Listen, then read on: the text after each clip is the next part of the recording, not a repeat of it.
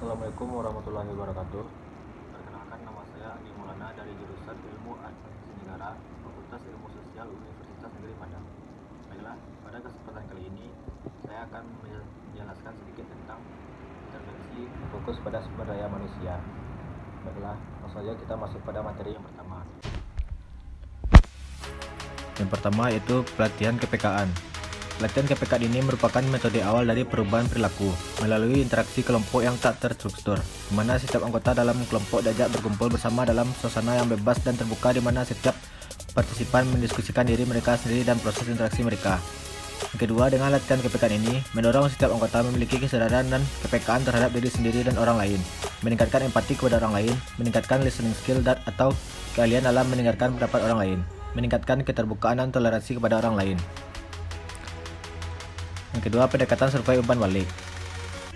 Alat yang dapat dipergunakan untuk menilai perilaku dari anggota sebuah organisasi dan mengidentifikasi jarak perbedaan di antara persepsi dari masing-masing anggota adalah dengan menggunakan survei feedback, di mana setiap anggota dapat berpartisipasi di dalamnya.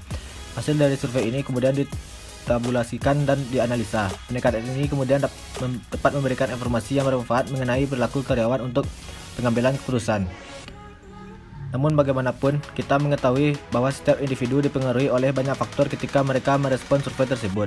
Hal inilah yang harus dimonitor oleh manajemen. Yang ketiga, konsultasi proses.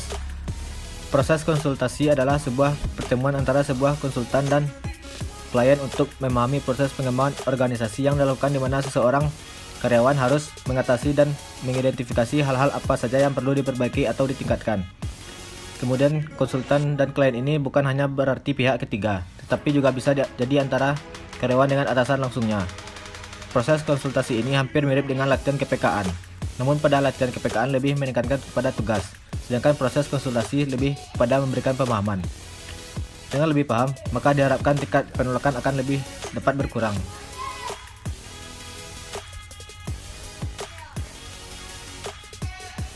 Kemudian pembinaan tim kerja.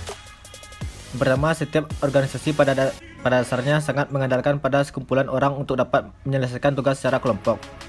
Yang kedua, jadi proses membangun tim ini dilakukan dengan meningkatkan interaksi di antara semua anggotanya.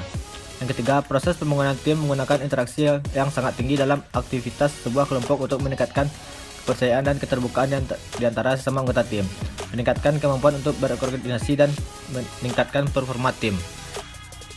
Kemudian pengembangan antar kelompok.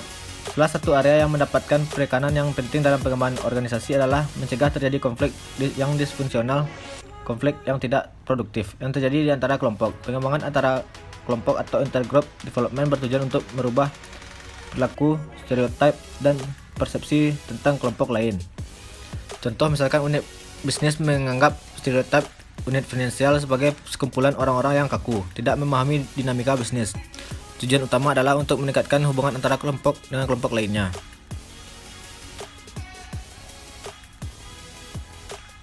Kemudian, appreciative inquiry.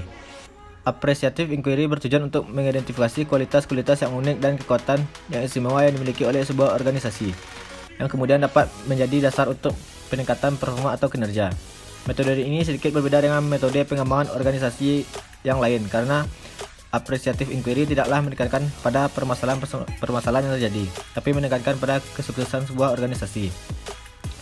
Appreciative inquiry terdiri dari 4 tahap. Yang pertama, tahap discovery, yakni mengidentifikasi apa yang karyawan pikir tentang kekuatan yang dimiliki oleh organisasi.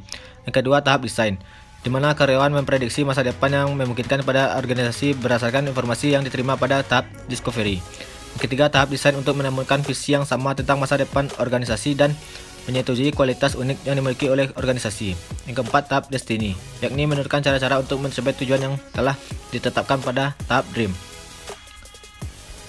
Sekian presentasi dari saya, terlebih dan kurang mohon maaf. Assalamualaikum warahmatullahi wabarakatuh.